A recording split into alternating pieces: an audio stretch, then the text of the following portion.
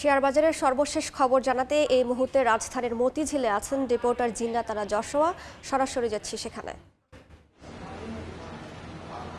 বলা চলে বেশ কয়েকদিন ধরেই এক ধরনের ভরাডুবির মধ্য দিয়ে যাচ্ছে ঢাকা স্টক এক্সচেঞ্জের লেনদেন, এবং এক্ষেত্রে যদি আজকের হিসেবের আগে একটু সাম্প্রতিক সময়ের হিসেবের কথা বলি, তাহলে গতকাল পর্যন্ত এপ্রিলের শুরু থেকে এখন পর্যন্ত 182 পয়েন্ট পর্যন্ত কমেছে সূচক, এবং ডিএসসির যে বাজার মূলধন আছে সেটা গত 19 মার্চ থেকে 16 এপ্রিল পর্যন্ত 6,87,974 কোটি ছিল, এবং বলা যায় যে 7 লাখ কোটির 17 এপ্রিল থেকে এখন পর্যন্ত আবার 7 লাখ কোটির উপরে অবস্থান করছে। তারপর যদি আমরা দৈনিক লেনদেনের কথাও বলি, তাও কিন্তু কমতে কমতে 15 এপ্রিল তা নামে 367 কোটি 53 লাখ টাকায়। তবে মোটামুটি ভাবে চলতি সপ্তাহে বেশ খানিকটা উন্নতি হয়েছে বলা যায়। গতকালের লেনদেন ছিল 602 কোটি 75 হাজার টাকা পর্যন্ত, এবং এরপরে যদি আরো একটি কথা বলতে হয় যে এর আগে একদিনে এত বেশি লেনদেন হয়েছিল গত 11 মার্চ 754 কোটি 15 লাখ টাকা।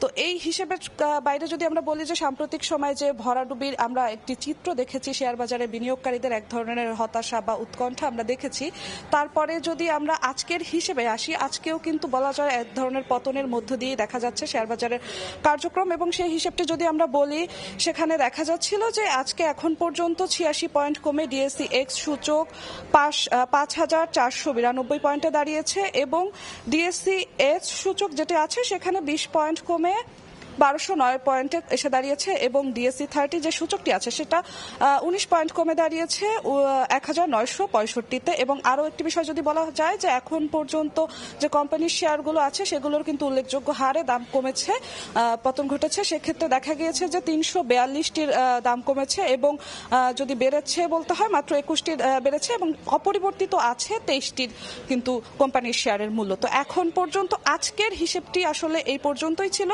আর এছাড়া আরো একটি বিষয় যদি গতকাল বলতে হয় যে গতকাল কিন্তু বাংলাদেশ সিকিউরিটি এক্সচেঞ্জ কমিশনের একটি সিদ্ধান্ত এসেছে, এবং সেই সিদ্ধান্তটি আমরা অনেকটাই জানি যে এই অবস্থায় পুঁজিবাজারের পতন ঠেকাতে তালিকাভুক্ত কোম্পানিগুলোর শেয়ারের মূল্য হ্রাসের যে নতুন সীমা বেঁধে দিয়েছে, এবং এতে বলা হয়েছে যে শেয়ারের মূল্য 3% পর্যন্ত একদিনের মধ্যে হ্রাস পেতে পারবে না বা বৃদ্ধি পেতে পারবে না। তো এই ছিল আসলে আমার কাছে পুঁজিবাজার থেকে এখন পর্যন্ত পাওয়া সর্বশেষ খবর। রাজধানীর মতিঝিল থেকে সরাসরি যুক্ত ছিলাম।